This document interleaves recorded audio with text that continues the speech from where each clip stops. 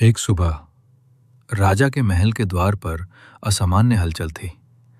भीड़ धीरे धीरे जमा हो रही थी, फिर बढ़ती गई और देखते ही देखते सुबह से शाम हो गई। लेकिन भीड़ कम होने के बजाय और बढ़ती ही गई।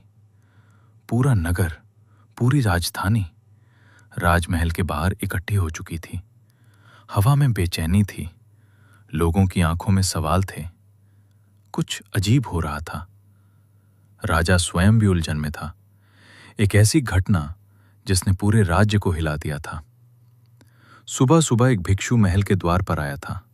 साधारण वेश, शांत चेहरा, लेकिन आंखों में अजीब गहराई। उसने भिक्षा मांगी। राजा अपने अभिमान और उदारता में बोला, तुम पहले याचक हो, जो भी मांगोगे मैं दूंगा।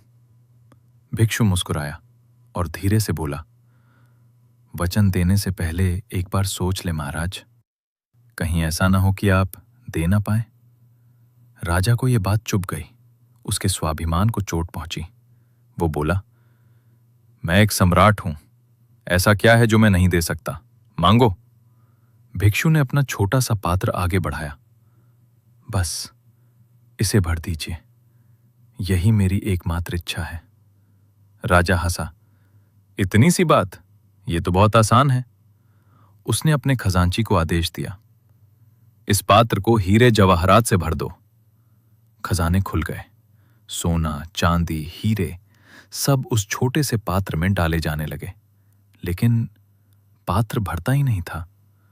जो कुछ भी उसमें डाला जाता गायब हो जाता। राजा ने सोचा शायद कम पड़ रहा है। उसने और मंगवाया, और धीरे धीरे दिन ढलने लगा। सूरज अस्त होने लगा। राजा की तिजोरियां खाली होने लगीं। वो अपार संपत्ति जो कभी खत्म नहीं हो सकती थी, आज समाप्त होने लगी।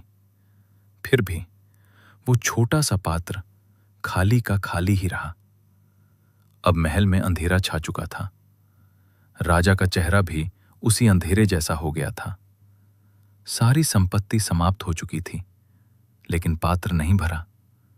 और आश्चर्य की बात, भिक्षु अब भी वहीं खड़ा था और उसके चेहरे पर संतोष की मुस्कान थी। राजा हार गया। उसने झुककर कहा, मुझे क्षमा करें, मैं इसे भर नहीं सका। भिक्षु ने शांत स्वर में कहा, मैंने पहले ही कहा था, सोच लें। अगर पहले मना कर देते तो मैं चला जाता। राजा ने आखिरी सवाल पूछा, जाने से पहले ये तो बता जाओ, ये कैसा पात्र है, ये भरता क्यों नहीं? भिक्षु ने गहरी नजरों से राजा को देखा और कहा, इसमें कोई जादू नहीं है महाराज, ये एक मनुष्य की खोपड़ी से बना है। राजा सन्न रह गया। भिक्षु आगे बोला, जिस खोपड़ी में मन रहता है उसे कभी कोई भर नहीं सका। मन हमेशा मांगता रहता है। एक इच्छा पूरी होती है तो दूसरी जन्म ले लेती है।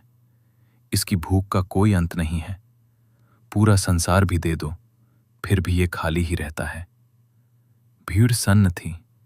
राजा मौन था और उस क्षण उसे समझ आ गया, सबसे बड़ा भिखारी कोई और नहीं बल्कि मन स्वयं है।